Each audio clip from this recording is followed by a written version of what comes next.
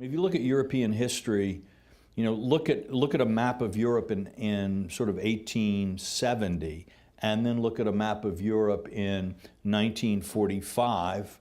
There are a lot more countries in 1945 than there were in 1870s.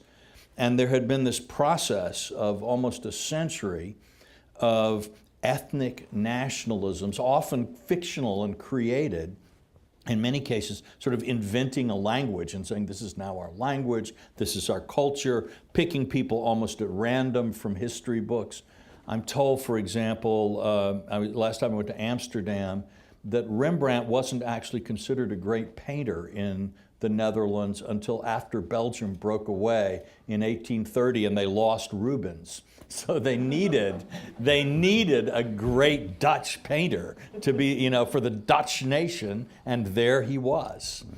And you can see all over Europe the national museums, cultural institutes, and so on. And this was the most powerful force, more powerful even than socialism, which was its major rival, for 100 years in Europe. And if you think about it, Europe fought dozens of wars, large and small, and these were wars of people, the most, sort of vicious wars since the wars of religion, when the enemy isn't an enemy state or an enemy army, but a people. And at the end of that, the Europeans, after genocides, ethnic cleansing, and so on, had settled down into these sort of homogeneous nation states, however fictionalized the identities were.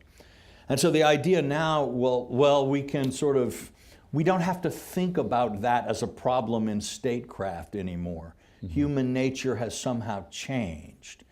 And so there's no worry that if we abolish boundaries or whatever, the Greeks and the Turks are fine now. Right. None of that will happen.